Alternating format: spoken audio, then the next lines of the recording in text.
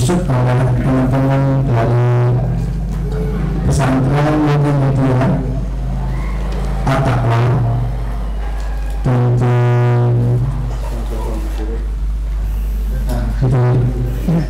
kalau pesantren maupun At-Taqwa aja gitu apa sponsor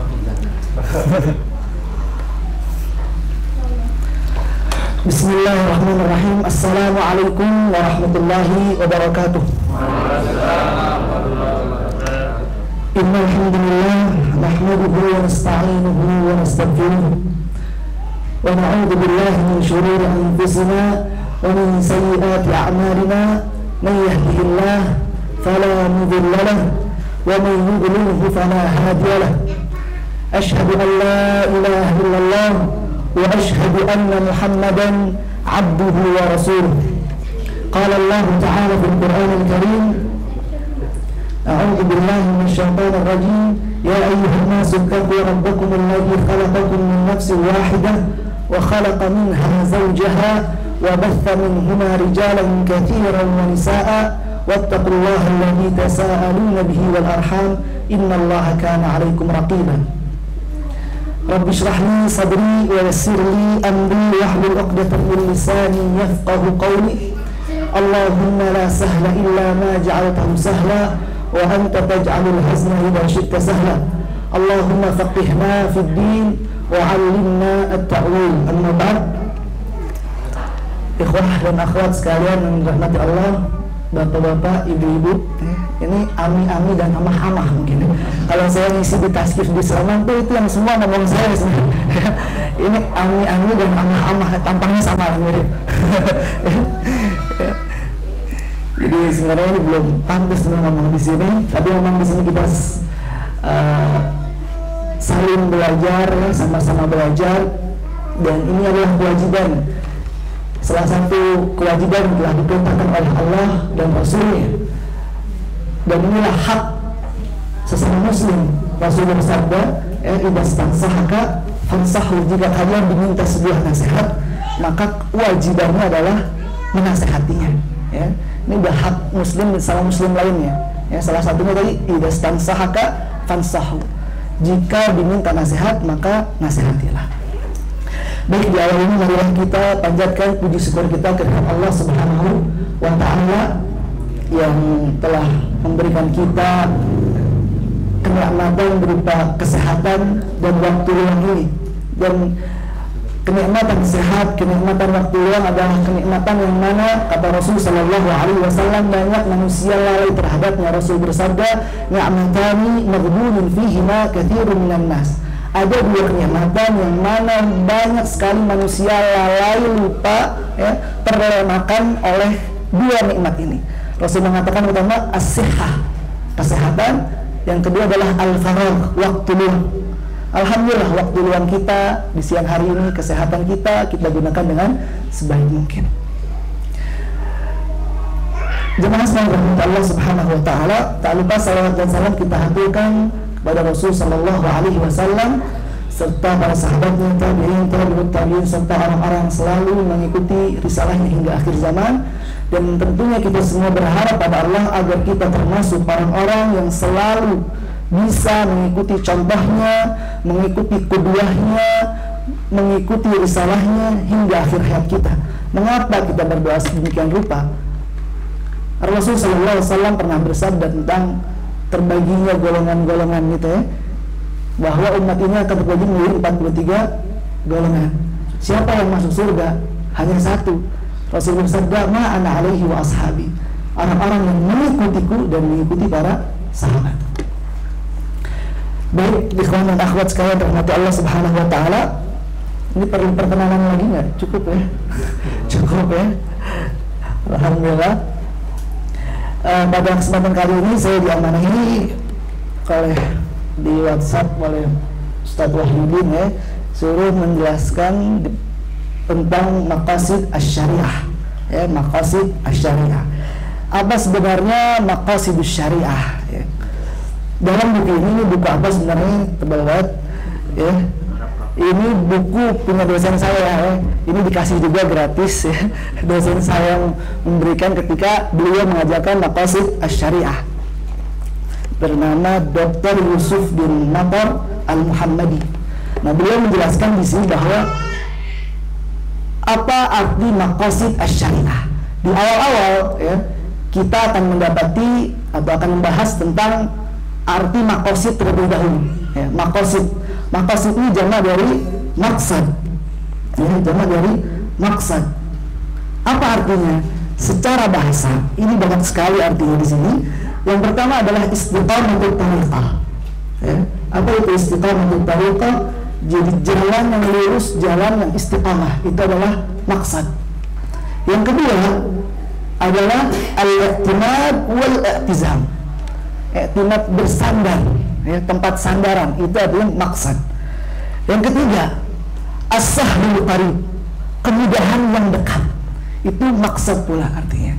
Yang keempat, artinya ityanu syai', mendatangi sesuatu, menginginkan sesuatu. Yang kelima, al-qasr, memecahkan. Yang kelima. Yang keenam, al-isabah, al-isabah itu terkena, mengenai sesuatu. Yang ke berapa? 7 ya. Yang ketujuh, at-tawassut bainal umur. At-tawassut itu sedang-sedang, di tengah ya. Kalau misalnya ada filan muktasid, seseorang muktasid fi nafaqah, berarti dia sedang-sedang dalam nafkahnya, hartanya sedang ya. Kemudian ada juga mengartikan al-adlu, adil, itu arti dari maksad. Yang paling terakhir artinya ya maksad, ya artinya lah maksud ya, tujuan ya. Dan itu yang mudah sekali kita pahami. Dan selama ini kalau misalnya kita ngobrol dengan orang-orang Arab dengan berbahasa Arab, ya qasada yaqsidu artinya bermaksud ya. Paling mudah diartikan bermaksud, walaupun tadi konteks-konteks itu benar semua, tergantung kalimat-kalimat yang akan dipakai atau yang akan membersamai kalimat qasada yaqsidu ini ya. Jadi maqasid jamak dari maksad, yang berarti maksud atau tujuan. Yang kedua ya, syariah. Tadi maqasid asy-syariah. Apa itu syariah?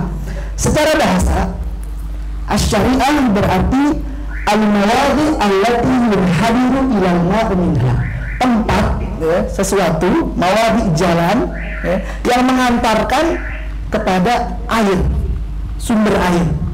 Itu arti dari syariah secara bahasa. Ada yang mengatakan al-masyra'ah, sumber air. Jadi secara bahasa itu syariah itu adalah sumber air, sumber kehidupan ya.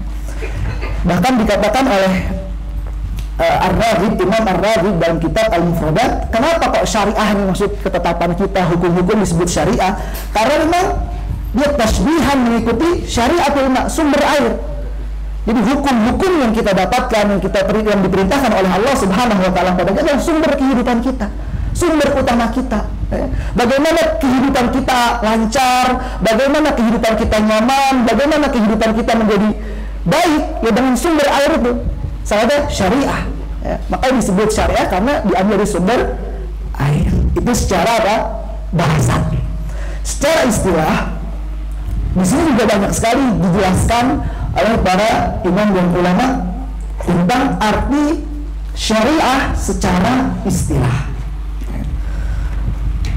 Yang pertama ada yang mengartikan bahwa ma syara'allahu ta'ala li ibadihi minal ahkam, apa-apa yang Allah syariatkan, Allah tetapkan li ibadihi, untuk para hambanya ya, minal ahkam allati ja'a biha an-nabi sallallahu alaihi wasallam minal anbiya, yang mana hukum ini datang dari para nabi, itu syariat. Apakah Nabi Muhammad saja? Tidak ya, tidak, tapi dari semua nabi disebut sebagai syariah. Itu yang pertama. Yang kedua, ma syara'allahu li ibadihi min amri din wa amarahum bitamassuki bihi, apa-apa yang Allah perintahkan, apa-apa yang Allah syariatkan kepada kita semua, lil ibad, sebagai hambanya, min amri din, dari urusan agama, wa amarahum, dan Allah Subhanahu wa taala memerintahkan kita untuk apa? at-tamassuk, berpegang teguh dalam perintah itu seperti salat, saum, dan haji. Ya. Itu arti secara istilah. Baru dua, masih ada lagi ya secara istilah. Nanti kita insya Allah akan merangkum, oh ternyata intinya itu seperti ini ya, mirip-mirip ya, mirip-mirip bagaimana ta'rif atau pengertian syariah yang telah diberikan oleh beberapa imam. Yang ketiga, syariah adalah sama masyaraatullah yang Allah syariatkan li jami'ir rusul ya. Allah berikan melalui para rasulnya min usulul i'tiqad, dari masalah akidahnya, wal bir, kebaikannya, wa ta'ah, ketaatannya ya. Mimma la yakhtalif min da'wati nabi li da'wati nabi akhar, dan tidak berbeda antara nabi satu dengan nabi lainnya. Itu adalah syariah ya. Kira-kira tiga itu secara istilah. Jadi kebayang ya, tadi secara bahasa kita ulangi lagi maksud ada berapa? Ada banyak ya, ada tadi i'timad, i'tizam, kemudian ada artinya ini itu yang tempat itu bersandar, kemudian al-kasru ya, al-kasru apa? Memecahkan sesuatu, dan maksud ya, itu semua arti dari atau istiqamah atau tariqah jalan yang lurus itu adalah tasawuf. Kemudian syariah secara bahasa apa? Sumber air, mata air ya. Itu syariah. Dan secara istilah tadi apa-apa yang Allah tetapkan melalui nabinya, dari akidahnya, masalah akidah, kemudian masalah ketaatan, af'alul ibadah, dan semuanya itu yang apa-apa yang Allah perintahkan itu adalah syariah secara istilah. Pembahasan berikutnya adalah apa arti dari maqasid syariah. Tadi kan maksud sendiri, syariah sendiri. Nah, apa sebenarnya arti dari keduanya tersebut? Di sini dijelaskan, dalam buku ini dijelaskan bahwa pengertian maqasid syariah dulu sejarah zaman sahabat, zaman Nabi tidak pernah ada, ya. Tidak pernah ada dan tidak pernah dituliskan. Untuk apa? Pengertiannya, ta'rifnya itu tidak pernah dituliskan. Mengapa? Di sini tulis li annaha kanat mustaqirratun fi nufusihim, karena memang ilmu maqasid itu mereka sudah paham semua. Sahabat, tabi'in, tabi'ut tabi'in sudah paham, dan ilmu ini bercokol di diri-diri mereka tanpa harus ada pengertian secara khusus.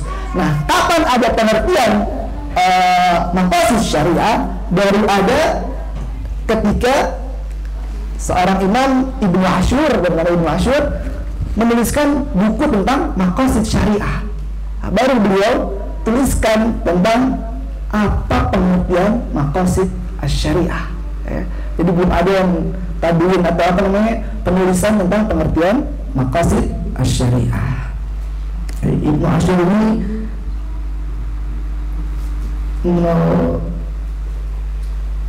sahabat ulama ya. Ia lahir 1879 ya, meninggal 1973. Itu Ibnu Ashur. Dia masih nggak terlalu lama lah ya, nggak terlalu lama. Apa yang ditulis tentang arti dari maqasid syariah? Beliau menuliskan al-ma'ani wal hukum al-malhudah lisyari' fi jami' ahwal at-tashri', yaitu makna wal hikam dan hikmah, makna dan hikmah yang telah Allah berikan pada setiap pensyariatan. Itu arti dari maqasid syariah. Sebenarnya ini simpel ya, simpel, tapi cuma diperbanyak aja. Intinya apa?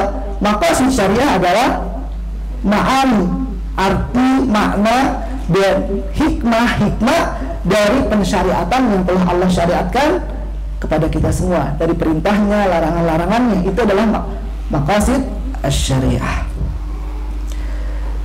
Sudah mulai ngantuk ini. Karena memang materinya ya begini-begini kalau maqasid syariah. Kalau yang sering jangan ini begini ya. Ya, maka materi maqasid syariah memang dia memang harus apa namanya lebih teoritis gitu ya. Tapi nanti bisa ada praktek-prakteknya insya Allah di akhir ya, dari Pensyariatan mungkin selama ini ngapain sih kok Allah perintah ini, kenapa Allah perintah ini, ya nanti kita akan bayang ya tujuan pensyariatan perintah Allah dan larangan-larangan yang Allah larang kepada kita semua. Dan ini pula banyak ya diterjemahkan tentang apa sih maqasid syariah. Ada Imam Asy-Syatibi ya, Imam Syatibi ini dia di Sativa ini di timurnya Spanyol ya, ulama dulu ya, Andalus sana. Dia mengatakan iqamatu masalihil mukallafin ad-dunyawiyah wal ukhrawiyah ala nizam yakunu ibadallah ya. Jadi iqamatu masalih menjadikan sebuah maslahat ya, maslahat al-mukallafin bagi orang-orang yang telah diperintahkan oleh Allah Subhanahu wa taala melakukan perintah-perintahnya dan menjauhi larangannya. Mukallaf itu apa?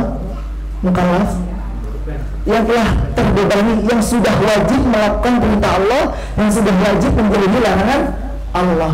Apa syarat mukallaf? Baligh ya. Kemudian apa lagi? Akil, berakal, bisa memilih mana yang baik, mana yang buruk ya. Dan terakhir adalah muslim. Nah, itu adalah mukallaf. Nah, iqamatul masalih lil mukallafin. Maksudnya apa? Ada maslahat-maslahat yang diberikan oleh Allah, ya, tujuan-tujuan yang Allah berikan kepada para mukallaf ini dalam setiap apa yang Allah syariatkan. Itu maqasid syariah. Ada juga imam yang lainnya yang namanya Allal Al-Farsi. Dia mengatakan bahwa maqasid syariah adalah al-ghayah minha wal asrar minha allati wada'aha syari'. Al-ghayah, apa itu ghayah? Allahu ghayah. Nah, itu tujuan. Ya, tujuan. Wal asrar, apa asrar? Rahasia-rahasia. Ya. Di balik pensyariatan yang Allah syariatkan. Ya. Itu artinya maqasid asy-syariah. Ya. Al-ghayah wal asrar. Tapi dalam buku ini sang penulis mengatakan ghayah ini sebaiknya diganti menjadi hikmah ya. Hikmah. Mengapa? Karena kalimat hikmah ini lebih banyak Allah sampaikan, firmankan dalam Al-Quran daripada kalimat al-ghayah atau al-asrar. Jadi hikmah dibalik pensyariatan apa? Perintah dan larangan Allah Subhanahu. Itu intinya sebenarnya ya. Saya perlu bacain lagi semuanya nih ya. Semuanya intinya apa? Sama, bahwa itu adalah tujuan, hikmah, rahasia, apalagi maslahat ya, yang Allah berikan dari pensyariatan perintah-perintah Allah, syariah-syariah yang Allah berikan, larangannya pula ya. Itu tentang apa? Maqasid asy-syariah. Dan hikmah paling besar dari pensyariatan apa? Dijelaskan bahwa al-ibadallah, mengibadahkan pada Allah Subhanahu wa ta'ala. Itu intinya ya. Dan tadi sudah dijelaskan bahwa masalah ini, maslahat yang diberikan, mungkin orang-orang mengira oh tujuan itu hanya di dunia saja ya. Kalau kita salat dapatnya apa sih? Dunia lagi. Kalau kita zakat apa sih dapatnya? Mikirnya dunia. Padahal maslahat yang Allah maksud di sini adalah maslahat dunyawiyah dan maslahat ukhrawiyah. Ya. Ma'ash, kehidupan, wal ma'ad, tempat kembalinya nanti. Dua-duanya. Ya. Jadi maslahat di sini maslahat dunia dan maslahat akhirat. Dan perlu kita ketahui bahwa Allah mensyariatkan sebuah perintah bukan kepentingan dirinya, bukan untuk kemaslahatan Allah Subhanahu wa ta'ala, bukan. Allah nggak butuh amal ibadah kita tapi kita yang butuh maslahat yang telah Allah berikan dalam pensyariatan tersebut ya. Ini semua Allah atur sedemikian rupa perintahnya, kehidupannya, dari bermuamalah, ibadah ya. Semua Allah atur ya. Untuk apa? Untuk kelancaran hidup kita, kemaslahatan hidup di dunia dan kemaslahatan kita nanti di akhirat. Jadi semua ini tidak Allah berikan, Allah perintahkan tanpa ada maslahat yang ada ya.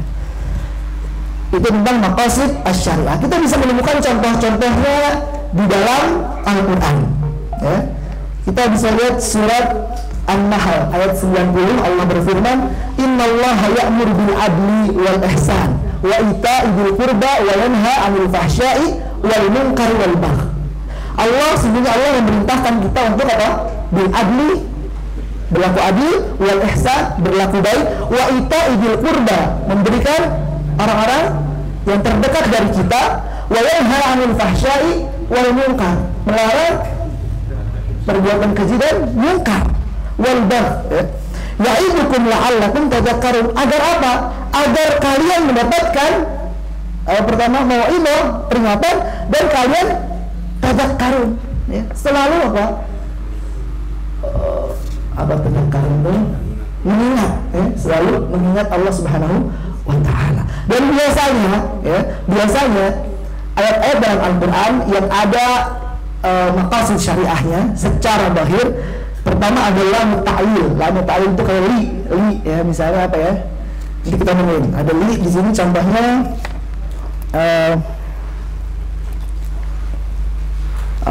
wa ma khalaqtul jinna wal insa illa liya'budun. Saya ciptakan manusia, jin dan manusia kecuali untuk beribadah kepadaku. Ini ada lam ta'lil. Ada juga namanya la'alla, ya, fi'il la'alla. Contohnya apa? Ada yang bisa menemukan la'alla? La'allakum tattaqun, ya, agar kalian bertakwa. Nah, itu hikmah-hikmahnya, ya, dalam Al-Quran. Banyak contoh-contoh lainnya. Ada juga contoh di sini, lihat dulu aku ayyukum ahsanu amala, ya, untuk menguji kalian mana dari kalian yang paling baik amalannya. Itu salah satu hikmah di balik pensyariatan seperti ini. Allah wallazi khalaqas samawati wal ardh fi sittati ayyam. Allah menciptakan langit dan bumi, ya, dalam 6 hari. Liyabluwakum ayyukum ahsana. Jadi liyabluwakum ayyukum ahsanu amala. Di dalamnya ada manusia yang di sana kita lihat mana yang terbaik amalannya. Ya. Oh ya, bagus. Ini panas apa?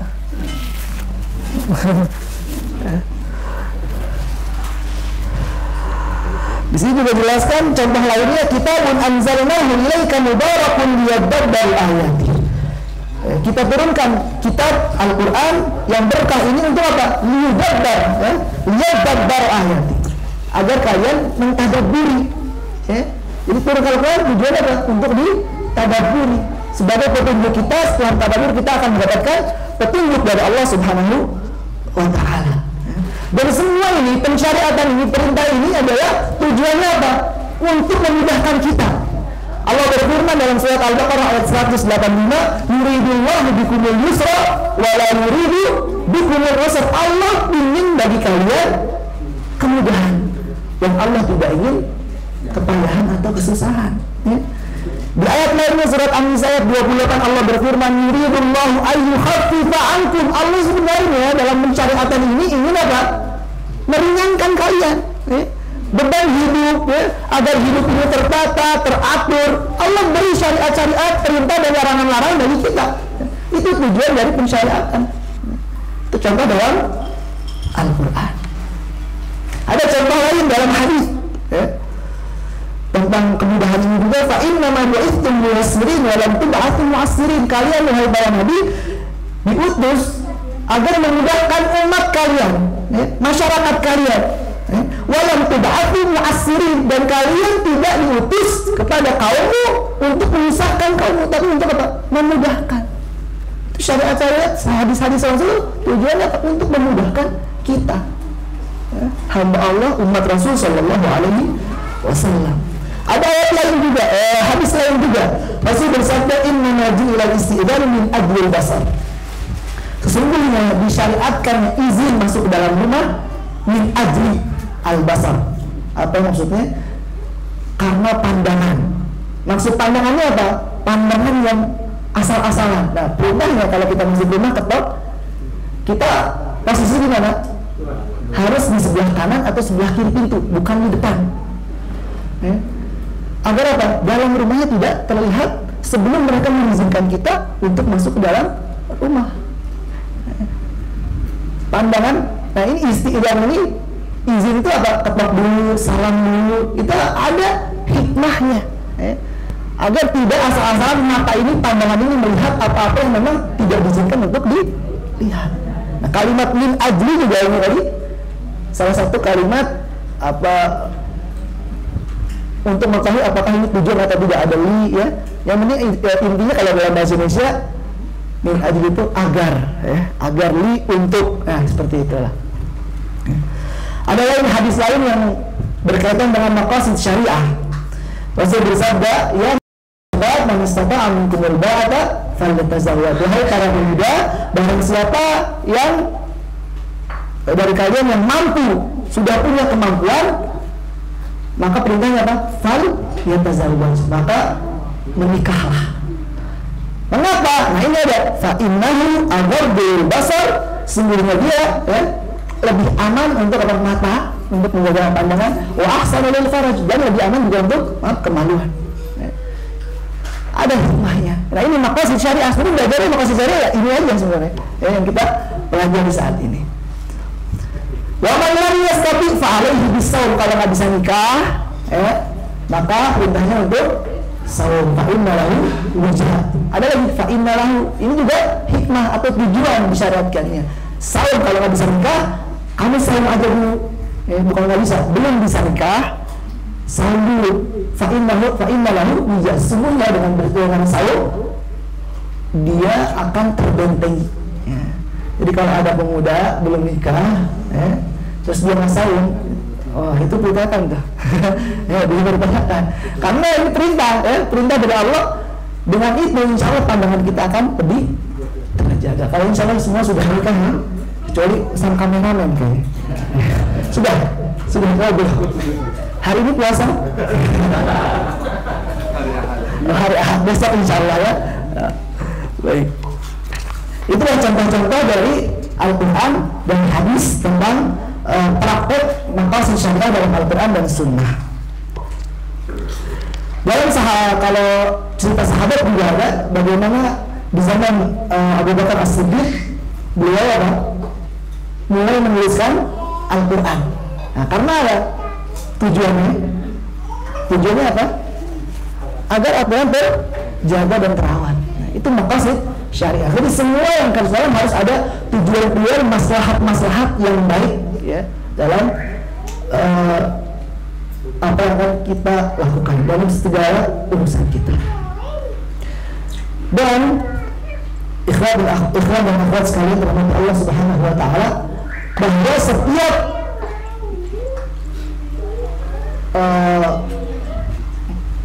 masalah at-tashri', maslahat tashri', tidak ada yang namanya mafsadat. Setiap pensyariatan pasti ada maslahatnya, tidak ada mafsadatnya. Allah beritakan semua pasti ada maslahatnya. Tidak sia-sia, tidak sia-sia.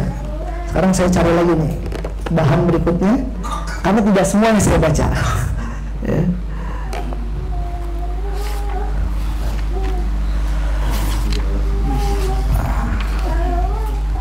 Tadi yang kita bahas bahwa maqasid asy-syariah adalah maslahat-maslahat yang Allah berikan pada hambanya. Nah, di sini pembahasan berikutnya adalah al-masalih wal mafasid, tentang maslahat dan mafsadat. Apa sih sebenarnya maslahat? Apa sih sebenarnya mafsadat itu artinya? Kita sudah tahu lah ya, secara bahasa. Kalau di sini naqidul istifsar, lawan kata dari merusak. Nah itu saya mau dari merusak. Kalau secara istilah, Imam Al-Ghazali mengatakan ibaratun anjalbi manfaah au daf'i madarrah. Apa itu maslahat? Jalbi manfaah, mengambil manfaat, wa daf'i madarrah, dan menolak kerusakan, keburukan, bahaya. Ya, itu adalah maslahat. Yang menjauhi bahaya adalah maslahat. Itu arti dari maslahat. Ada yang menggunakan maslahat adalah manfaat, dan seterusnya. Adapun mafsadah adalah lawan kata dari maslahah. Gampang ya, maslahah. Dan diartikan alladzi la khaira fihi, yang mana tidak ada kebaikan di dalamnya. Yang tidak ada kebaikan dalamnya itu adalah mafsadah. Ada juga yang mengatakan al-azab wal alam, azab dan penyakit itu juga mafsadah. Ada yang mengartikan al-madar wal masyaqqat wa wasailuha. Ya, madar bahaya-bahaya, masyaqqat kesusahan, dan wasailu apa saja yang menjerumuskan dia, mengantarkan dia kepada kerusakan, kepada bahaya, itu termasuk mafsadah. Nah, itu bahasa tentang mafsadah. Muncul sebuah pertanyaan, apakah setiap maslahat ada mafsadatnya, atau bisa saja maslahat dalam sebuah urusan hanya maslahat saja yang dapat? Gimana mungkin? Di sini bahasa apakah sebuah maslahat itu jelasinnya sebuah urusan di dalamnya ada maslahat saja, atau dipastikan ada mafsadat juga yang lainnya dalam sebuah perintah misalnya. Ya. Di sini dijelaskan memang ada beberapa perbedaan pendapat. Ada yang mengatakan pasti dalam maslahat ada mafsadat lainnya walaupun itu misalnya kecil, dan setiap mafsadat ada maslahat walaupun itu kecil. Ada juga yang mengatakan ada sebuah perintah yang isinya maslahat aja, dan ada sebuah kemungkaran yang tidak ada maslahatnya. Di sini dijelaskan contohnya. Poin tentang al-masalih al-mahdah, maslahat urusan yang isinya atau perintah yang isinya maslahah, tidak ada mafsadat di dalamnya. Pertama di sini contohkan iman kepada Allah. Ada mafsadatnya? Tidak. Isinya apa? Maslahat. Apa maslahatnya? Surga Allah nanti. Dengan kita mengimani Allah, mengimani Rasul sallallahu alaihi wasallam. Kecintaan kita kepada Allah, ada mafsadatnya? Tidak. Maslahat yang akan kita dapat. Contoh lainnya, berdoa kebaikan tentunya. Berdoa kebaikan.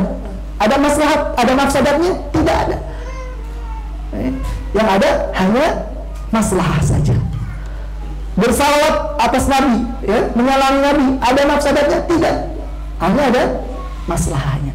Jadi masalih al-mahdah atau sebuah perintah, ya, dari Allah Subhanahu wa taala ada yang tidak ada mafsadatnya.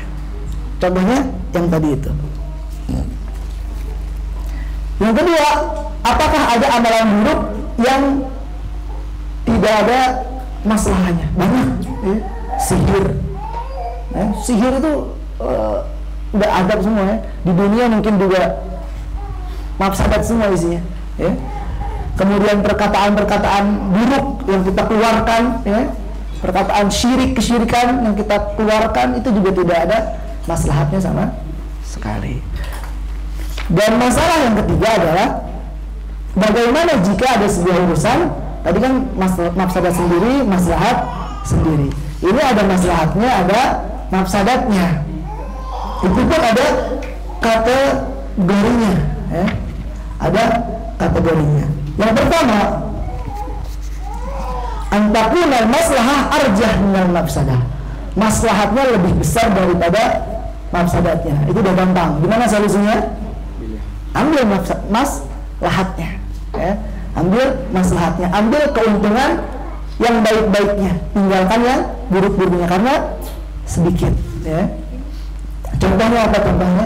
Kalau di sini contohkan intifa'un nas bil inab,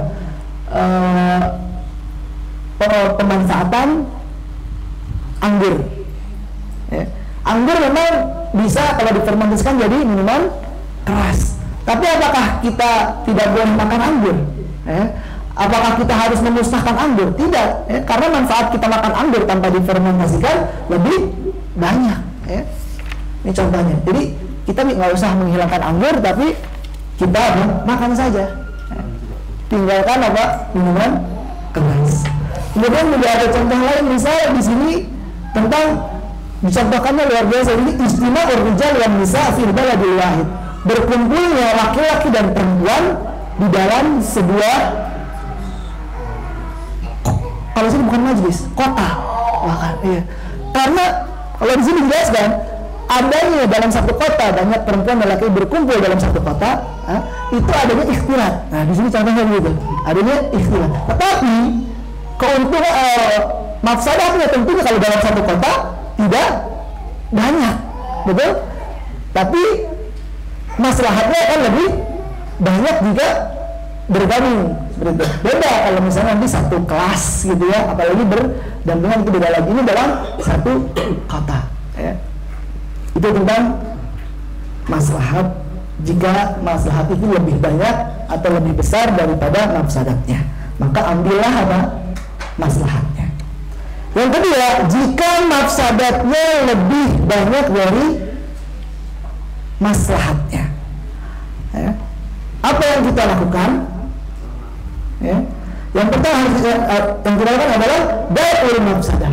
Kita tolak mafsadatnya tanpa memikirkan maslahat, karena maslahatnya kecil ya, hanya kecil. Tadi misalnya kalau sekelas isinya laki-laki dan perempuan ya, berdampingan, itu mafsadatnya lebih banyak kan ya. Caranya apa? Memang ada maslahatnya, keuntungannya. Misal kelasnya jadi nggak perlu banyak-banyak ya, gurunya jadi lebih efisien, tapi mafsadatnya lebih besar, maka yang kita lakukan pisah ya, dengan apa? Menjauhi, menolak bahaya atau larangan-larangan Allah ini. Seperti itu. Itu jika mafsadat lebih besar. Nah, bagaimana jika ternyata mafsadat dan maslahatnya sama? Ya, apa yang kita lakukan? Ya, di sini dianjurkan kalau kita bisa usahakan ambil manfaat sebanyak mungkin, sebisa mungkin, dan jauhi mafsadat sejauh mungkin. Tolak bahaya itu sejauh mungkin. Ini teorinya ya. Ini teori tentang maslahat, jika memang maslahat lebih banyak atau mafsadat lebih banyak, atau sama kedudukannya ya. Sampai sini bisa dipahami, insya Allah semoga mudah sekali ya. Mudah sekali. Dan ada juga ternyata yang sekarang ini terlihat maslahat, tapi di tahun-tahun berikutnya ternyata terlihat apa? Menjadi mafsadat. Itu juga harus kita jauhi. Contohnya apa? Contohnya milih Jokowi ya. Contohnya apa? Kalau kita melihat contoh dulu, di zaman Nabi Nuh alaihissalam ada namanya orang-orang saleh, Yahud, Ya'uq, Nasra ya. Mereka orang-orang saleh. Ketika meninggal dunia, orang-orang merasa kehilangan dan mereka menggambar ya, wajah-wajah mereka untuk apa? Mengingat kesalehan mereka, mengingat kebaikan-kebaikan mereka agar apa? Tersemangati. Tetapi keturunan berikutnya setelah satu kaum meninggal dunia, kemudian orang-orang yang mengerti agama, orang-orang yang tahu maksud dari itu meninggal dunia, tinggal orang-orang jahil, mereka tidak tahu maksudnya. Akhirnya apa? Mereka sembah, bikin patung mereka sembah. Nah, itu ada mafsadat. Memang terlihat awalnya ada maslahat, tapi kalau kita ketahui di kemudian hari ada mafsadat yang muncul, maka kita harus jauhi dari awal ya. Nah, jadi pasangan calon juga dari awal, ini nanti kalau ke depan ada maslahatnya atau tidak, nanti juga ditimbang, oh maslahatnya lebih banyak, kalau mafsadat dulu kita tinggal, seperti itu. Ini tentang maslahat dan mafsadah. Dan maslahat ini, ngomong-ngomong tentang maslahat secara prioritas terbagi menjadi 3. Dan insya Allah semua juga kita sudah tahu, kalau dalam bahasa Arab ada daruriyat ya, kemudian hajiyat dan tahsiniyah. Daruriyat itu adalah maslahat primer ya, harus. Kemudian hajiyat sekunder ya. Kemudian yang terakhir tahsiniyah. Apa tahsiniyah? Tersier. Nah, itu maslahat-maslahat pembagian maslahat. Kita lihat daruriyah ya, kalau daruriyat intinya adalah wajib dan hafi qiyam masalihid din wa dunya bihaitsu idza faqadat lam tajri masalihid dunya ala istiqamah. Jadi hal ini harus dilakukan ya, maslahat ini harus ada ya, dunia ataupun akhirat ya, dunia ya. Yang mana jika hilang maslahat ini, hal ini, sesuatu ini, maka dunia ini akan kacau balau, kehidupan ini akan kacau balau. Ya, itu namanya daruriyah yang utama ya, yang utama. Kemudian hajiyat, kita bahas dulu satu persatu. Hajiyat Apa itu hajiyat? Misalnya ma yuhtadi ilaihi wa lam yasil haddul zalimi. Yang diperlukan perlu tapi tidak butuh-butuh banget, ya. Tidak darurat banget, ya. Dibutuhkan manusia yang tujuannya memang menghilangkan kesusahan, menghilangkan kesulitan, ya. Tapi kalau tidak dilakukan, ya tidak mengapa, cuma sulit aja, dunianya nggak hancur, dunianya tidak semrawut, kitanya aja merasa susah, ya. Nanti contohnya insya Allah akan dicontohkan. Adapun tahsiniyat di sini dijelaskan al-jarru ala makarimil akhlaq wa ittiba'i ahsanil manahij. Ya, maslahat yang menjadikan manusia beradab, berakhlak, ya. Jika tidak ada maslahat tersebut, amalan tersebut, kehidupan akan bertentangan dengan norma-norma, kemudian dengan perilaku, ya, dengan apa lagi kehidupan. Nah, itu tahsiniyat, akhlak yang baik. Daruriyat punya pembahasan tersendiri, ya. Apa saja sebenarnya yang menjadi darurat dalam maqasid asy-syariah, ya, dalam maslahat di masalah maqasid asy-syariah ini. Yang pertama adalah masalah agama, penjagaan terhadap agama kita ini. Dicontohkan al-firar bid-din min ad-daril kufri ila daril Islam. Pindahnya kita, misalnya lingkungan kita kafir-kafir semua dan kita mendapatkan tekanan, siksaan dan seterusnya, seperti hijrah Rasul ke Madinah dari kota Mekah, ya. Itu adalah bentuk penyelamatan apa? Agama. Maslahatnya apa? Agama terselamatkan, akidah kita terselamatkan. Penting sekali, ya.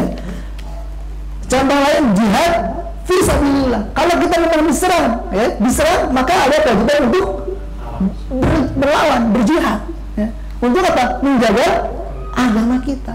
Mungkin sekarang ini tadi jihadnya lewat apa? Pilkada, ya, pilpres, ya. Jangan sampai nanti kita niatkan untuk menjaga salah satu agama kita, ya. Kalau kita dipimpin oleh orang yang tidak tahu agama atau na'udzubillah non-muslim, bisa jadi agama kita juga menjadi taruhannya, ya. Jihad kita yang mungkin sekarang ini bisa kita lakukan. Jadi apapun bentuk penjagaan agama, mari kita lakukan. Salah satu tadi jihad atau berpindah dari negara yang memang di sana terdapat banyak kekufuran. Contoh lainnya juga uqubatul mujrim. Nah, apa itu? Hukuman terhadap orang-orang sesat, orang-orang yang berdosa, yang melakukan pelanggaran-pelanggaran. Bayangkan jika tidak ada hukuman dalam Islam, bagaimana? Orang akan seenaknya saja dalam melaksanakan atau berkehidupan, dalam berkehidupan, ya. Jadi harus ada hukuman-hukuman yang Allah telah tetapkan atau mungkin kita bisa buat untuk apa? Untuk menjaga agama kita. Itu yang pertama. Dalam daruriyat yang harus kita perhatikan adalah agama, penjagaan terhadap agama, atau dalam istilah Arabnya hifdzuddin, ya. Hifdzuddin. Yang kedua, dalam daruriyat yang harus kita jaga adalah hifdzun nafs, ya. Apa itu nafs? Jiwa, diri kita. Itu penting sekali, ya. Penting sekali. Dan nafs, jiwa yang harus kita jaga tentunya kaum muslimin, ya. Yang kedua, ada jiwa juga yang dilarang oleh Allah Subhanahu wa taala untuk dibunuh. Adalah siapa? Jiwa-jiwa orang-orang kafir non muslim yang zimmi, ya. Zimmi itu apa? Tidak memusuhi, kemudian mereka juga memang dijaga oleh pemerintahan, ya. Dan tentu mereka tidak melawan kita, ya, sama-sama lah hidup rukun di masyarakat. Tidak boleh kita bunuh. Atau kafir muahid itu yang sudah ada perjanjian, ya. Dia datang ke sebuah negara, misalnya negara dia non-muslim datang ke negara muslim, sudah ada perjanjian, sudah dijanji keamanannya, sudah dijamin keselamatannya, maka tidak boleh dibunuh. Itu jiwa-jiwa yang harus kita jaga, ya. Contohnya dalam hifdzun nafs adalah perintah Allah, larangan Allah tadi untuk membunuh manusia atau membunuh ya hewan boleh ya, membunuh manusia lah, membunuh manusia. Kemudian syariat contoh yang kedua, pensyariatan oleh Allah dalam masalah qisas. Itu juga apa maslahatnya ya ke hifdzun nafs ini. Baliknya maslahat ke penjagaan terhadap jiwa. Mengapa kok qisas? Karena kita lihat ayatnya saja. Dalam surat Al-Baqarah ayat 179 Allah berfirman, "Walakum fil qisasi hayatun ya ulul albab." Dan pada kalian terdapat syariat qisas, dan dalam pensyariat ada sebuah kehidupan hayatun. Kenapa kok pada qisas itu balas dibunuh? Tapi kenapa Allah jelaskan di sini dalam pensyariatan qisas itu terdapat kehidupan? Karena li'anna man hamma bil qatli tadzakkara annahu in qatala qutila. Orang yang memang paham terhadap qisas, jika dia tahu ada pensyariatan qisas, kalau dia membunuh akan diqisas, ketika dia membunuh dia ingat, kalau saya bunuh kemudian nanti saya ketahuan, maka saya pun akan dibunuh. Akhirnya dia tidak jadi membunuh. Berapa nyawa yang diselamatkan? 2. Yang tadinya dibunuh dan dia sendiri. Maka terhadap dalam pensyariatan itu ada kehidupan yang ingin membunuh nggak jadi, dan yang tadi ingin dibunuh korbannya, calon korbannya. Nah itu pensyariatan qisas. Ini tentang apa? Hifdzul an-nafs. Selainnya contoh lain apa lagi?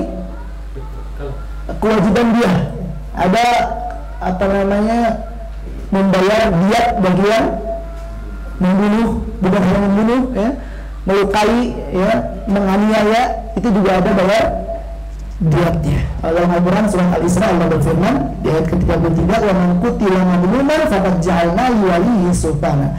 Barang siapa yang dibunuh secara zalim, maka Allah telah menjadikan walinya sultan, mempunyai sebuah kedudukan pilihan ya.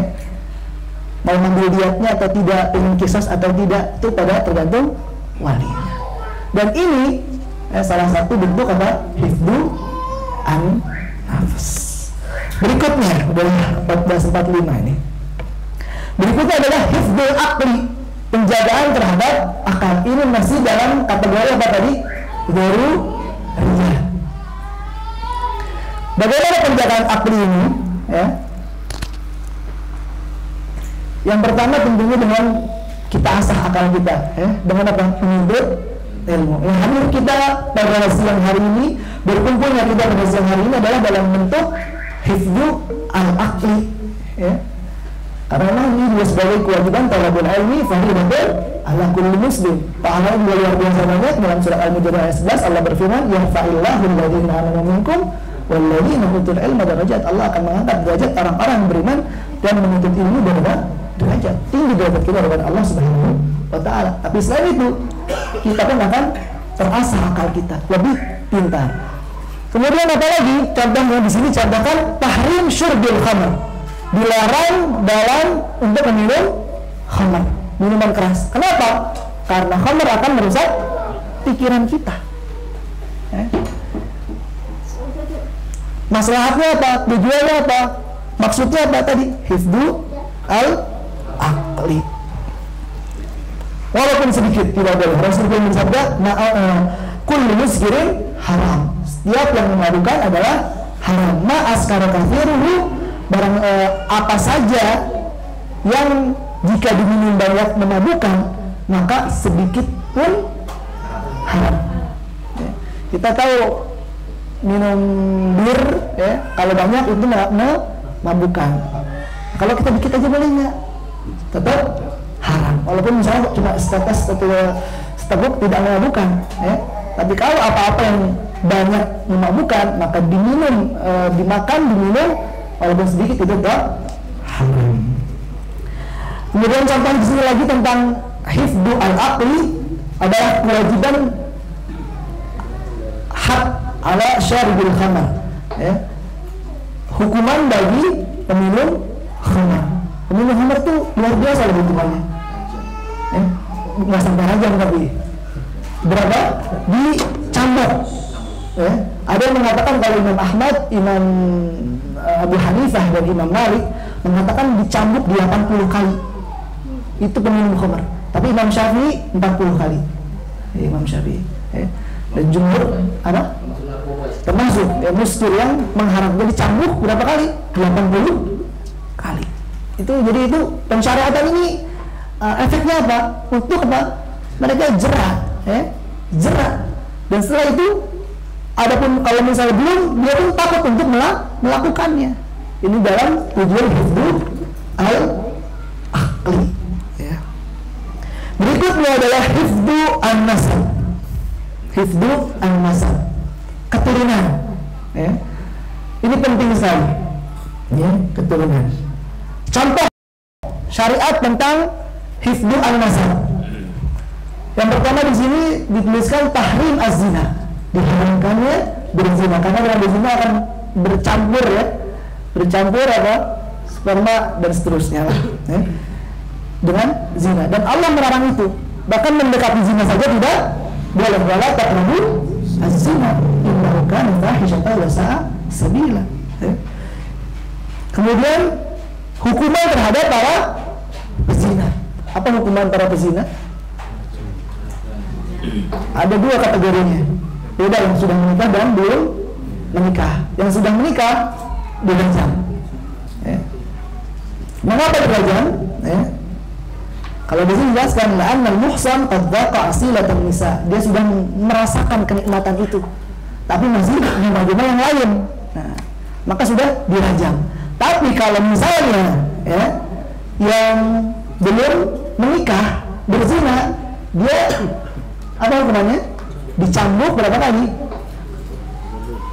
100 kali. Lihat ayatnya surat An-Nur ayat 2, az-zaniyatu waz-zani fajlidu kulla wahidin minhuma mi'ata jaldah. 100 cambukan. Ada yang mengatakan ditambah, takzir 1 tahun. Apa itu?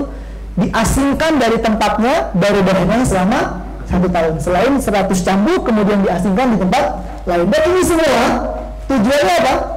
Hifdzu an-nasab, menjaga keturunan agar tidak ada pencampur adukan dan kebingungan nasab-nasab dalam nasab.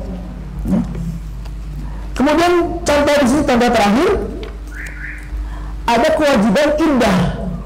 Ada masa iddah bagi orang-orang ditinggal suami meninggal atau dicerai. Itu juga apa? Dalam bentuk hifdzu an-nasab. Kalau misalnya ditinggal oleh suami, berapa lama iddahnya? Yang ditinggal meninggal oleh suami, meninggal bukan cerai, 4 bulan 10 hari. Kecuali kalau hamil sampai dia melahirkan. Kalau 3 masa suci tadi kalau dicerai. Kalau tadi ketika ditinggal meninggal oleh suaminya. Nah, ini tujuannya apa? Hifdzu an-nasab. Dia tidak tercampur, jangan sampai nanti masih ada punya suaminya misalnya, kemudian dicampur oleh lelaki lain. Jadi itu untuk memastikan apakah dia akan hamil lagi dan seterusnya. Itu adalah salah satu perintah Allah untuk menjaga keturunan. Ini masih daruriyah. Dilarang juga di sini contoh lain menikahi wanita hamil, tidak boleh, karena tadi masih iddahnya sampai dia melahirkan. Itu 5. Dari 5 ini tadi pertama apa? Masih ingat? Hifdzu ad-din, agama. Ini yang daruriyah. Kemudian yang kedua apa? An-nafas. Yang ketiga hifdzul aql. Yang keempat hifdzul nasab. Yang kelima, belum 5 berarti, al-mal. Hifdzu al-mal, harta. Penting ini termasuk apa? Daruriyah yang harus kita jaga. Kalau ngomong harta, ada 2 yang harus kita perhatikan. Yang pertama, iktisarul mal, dari mana dia dapatkan harta tersebut. Yang kedua, kemana dia keluarkan harta tersebut. Nah, semua itu harus sesuai perintah Allah dan Rasulnya. Nah, di sini contohnya Dia harus tahu hukum-hukum ya, tentang apa? Harta. Ya. Bagaimana dia dapatkan, kemudian adil, perintah Allah untuk adil juga masuk dalam apa? Hifdzul al-mal. Ya. Kemudian dilarang larangan untuk mencuri, itu adalah hifdzul al-mal dan seterusnya. Ya, insya Allah semua kita sudah bisa membayangkan apa saja contoh-contoh dari penjagaan harta ini. Ya. Itu 5 tadi yang masyhur, gitu ya, di kalangan para ulama. Ada ulama yang menambahkan, ada namanya yang keenam hifdzul ird, menjaga kehormatan. Ya. Menjaga kehormatan. Ya. Ini masih diperselisihkan apakah termasuk daruriyat atau tidak menjaga kehormatan ini. Kalau di sini dicontohkan tentang menjaga kehormatan adalah ya, dilarang menggunjing, berghibah, ya. Kemudian adanya hukuman bagi orang-orang yang menuduh, ya, menuduh dengan zina dan seterusnya, itu termasuk menjaga kehormatan. Ini tentang apa? Daruriyat. Sebentar lagi. Ya. Yang berikutnya ada namanya hajiat. Tadi hajiat apa artinya? Bukan, sekunder. Sekunder dulu. Tadi kan daruriyat, ya, primer. Nah, hajiat di sini contohkan adalah misalnya jual beli, ya. Jual beli itu apa? Kebutuhan lah, ya, kebutuhan kita, ya, adanya jual beli. Bayangkan, memang kalau misalnya tidak ada jual beli ya dunia nggak kacau sih ya, nggak ada penjualan, ya, nggak ada. Tapi apa? Banyak kesulitan usaha di mana-mana, ya. Kemudian ada persewaan, ya, sewa-sewa, ya, kalau di sini jelaskan itu tentang apa? Hajiat. Ya. Contoh berikutnya langsung, dia tidak ada pembagiannya hajiat ini. Contoh dari tahsiniyat atau at-tatimiyat, ya. Tahsiniyat tadi apa? Tersin. Bagaimana akhlak kita menjadi baik, ya, beradab, berakhlak, ya. Contohnya di sini, ya. Sebelumnya contohnya, kenapa kita harus berakhlak? Karena memang Rasulullah SAW berakhlak yang baik, ya. Karena khuluqul Quran, akhlaknya Al-Quran, ya. Kalau dalam surat Al-Qalam ayat 4 Allah berfirman, "Wa innaka la'ala khuluqin azim." Sungguh dalam dirimu itu terdapat akhlak yang mulia, yang besar, ya. Itu Rasul SAW. Dan Rasul pun diutus apa? Innama bu'ithu liutammima makarimal akhlak. Sesungguhnya saya diutus untuk menyempurnakan akhlak manusia. Nah, ini tahsiniyat, ya. Banyak perintah-perintah untuk berakhlak baik dari ya dari wala taqrabul fawahish ma dhahara minha wa ma batan, janganlah engkau mendatangi hal-hal keji yang terlihat maupun yang tidak terlihat. Kemudian perintah Allah di sini tentang ya ayyuhalladzina amanu qawamina lillahi syuhada'a bil qist, harus adil, kemudian menjadi saksi yang baik. Perintah Allah juga di sini, ya bani Adam khudhu zinatakum inda kulli masjid, wahai bani Adam, ketika kalian pergi ke masjid maka apa? Pakailah pakaian yang baik, pakailah perhiasanmu yang terbaik. Ya, itu akhlak semuanya. Ya. Kalau ke masjid kita kadang-kadang pakainya apa? Sarung kaosan. Ya, kita harus perintahnya apa? Yang terbaik, ya, yang terbaik. Kalau kita pergi ke kantor bupati, kantor presiden, biasanya pakainya mikir-mikir, ya. Pakai apa yang paling bagus, ya? Seperti itu ya ketika kita pergi ke masjid, pakailah perhiasan kalian yang paling baik. Ya. Contoh-contohnya di sini banyak sekali tentang tahsiniyat, amar ma'ruf nahi munkar, ya. Kemudian perintah untuk saling memaafkan, ya. Kemudian adil tadi, kemudian berbuat baik pada sesama, kemudian meninggalkan yang lalai, itu semua adalah hal-hal tahsiniyat. Di sini juga salah satu contohnya adalah qassus syarib, memotong kumis. Jadi merapikan diri itu, membersihkan diri adalah apa? Tahsiniyat, ya, tahsiniyat. Ya. Nah, itulah tentang apa?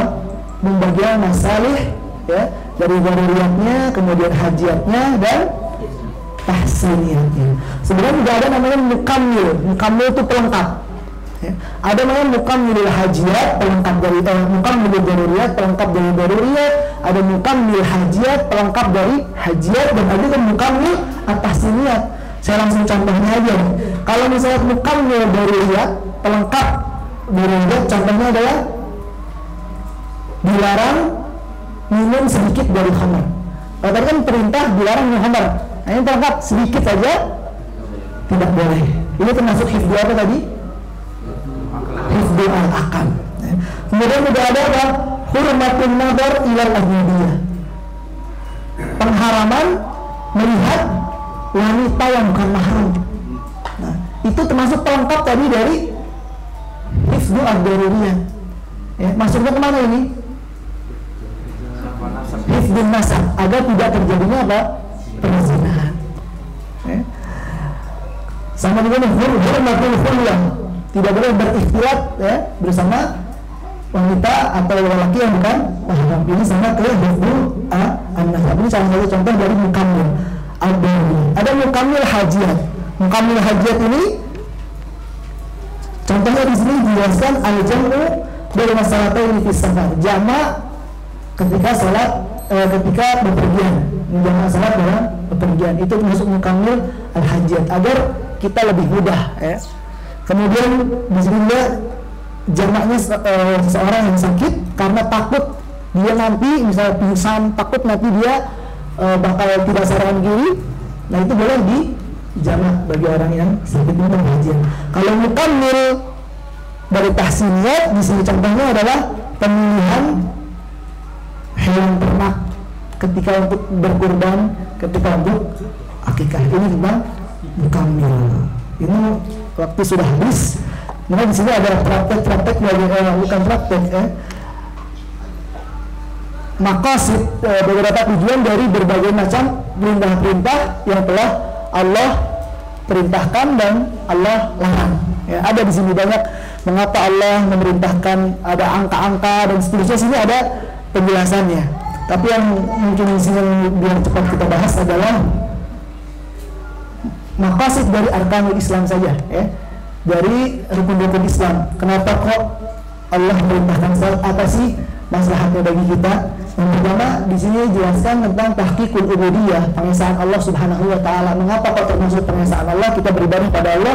Kemudian di dalam bacaan kita ya, ada iyyaka na'budu wa iyyaka nasta'in. Bismillahirrahmanirrahim, Ar-Rahmanir-Rahim, Maliki yaumiddin, iyyaka na'budu wa iyyaka nasta'in. Semuanya bentuk pengesaan kita pada Allah Subhanahu wa taala. Dan Allah sangat senang bila kita mengesahkannya, ya. Yang kedua, bahwa salat adalah apa? Menambah rezeki. Ya. Maslahatnya ada duniawinya, menambah rezeki. Kalau kita bisa lihat surat Toha ayat 132. Allah Subhanahu wa taala berfirman, "Wa'mur ahlaka bis-shalah." Perintahkan keluargamu untuk salat, wastabir 'alaiha, dan sabarlah jika kalian melakukan ibadah tersebut. Jadi bersabar. Kita salat ada perintah untuk bersabar. La nas'aluka rizqan, kami tidak meminta pada kalian apa? Rizki. Tetapi nahnu narzuquk, kamilah yang akan memberikan kalian rizki. Wal aqibatu littaqwa, ada akibat baik untuk orang-orang yang bertakwa. Salatnya salat, Allah berikan rizki. Apalagi apa maslahat salat? Dalam ayat lain, inna salata tanha 'anil fahsya'i wal munkar. Ya, salat akan menjauhkan kita dari berbagai perbuatan keji dan kemungkaran. Jadi mungkin kalau kita masih banyak berbuatan keburukan, kita masih banyak perbuatan keji, kemungkaran, dosa-dosa, bisa jadi salat kita kurang baik. Salat kita masih kurang, ya. Bisa jadi, ya. Karena salat itu tanha 'anil fahsya'i wal munkar. Ya. Ini dari Allah, jadi dari Allah Subhanahu wa taala. Dan ketika kita butuh pertolongan, maka apa? Wasta'inu bis-sabri was-shalah, dengan kesabaran dan salat. Itu salat. Kemudian zakat, ya. Kalau zakat contohnya apa? Banyak, ya. Apa? Maslahatnya merata, ya.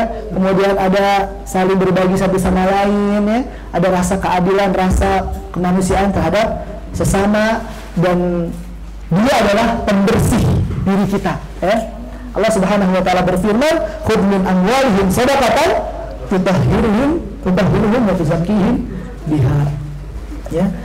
Ambillah dari hartamu sebagai sedekah, karena dengan itu dia akan membersihkan dan mensucikan diri kita. Zakat. Kalau saum banyak ya. Saum dia untuk kesehatan diri bagus ya. Kemudian jika kita melakukannya, kita pun akan tergolong orang-orang yang bertakwa ya. La'allakum tattaqun. Terakhir haji. Kalau di sini haji dijelaskan bahwa dia menghufran dzunub, menghapus dosa-dosa ya, dengan melakukan haji. Karena memang hadisnya juga tentang haji dan umrah pahalanya luar biasa. Rasul bersabda, "Tabi'u bainal haji wal umrah fa innahuma yanfiyanil faqr wad dzunub." Ikutkanlah atau lakukanlah haji dan umrah, sesungguhnya keduanya menghapus dosa dan menghilangkan kefakiran. Itu haji dan umrah. Kemudian kita pun di sana banyak melakukan zikir pada Allah Subhanahu wa taala. Karena dengan zikir hati kita akan tenang. Ala bi dzikrillahi tatma'innul qulub. Mungkin ini dulu saja ya, materi yang bisa Anda sampaikan, dan sebenarnya masih banyak ya tentang maqasid syariah. Tapi itulah inti-intinya saja ya. Sebenarnya sudah jelas, sudah kita ketahui, tapi ini ada teori dan ada ilmu yang menekan dalil ya tentang maqasid syariah. Intinya adalah tujuan dari diberlakukannya syariat, dari perintah Allah dan larangan-larangan Allah pada kita sebagai hamba-Nya.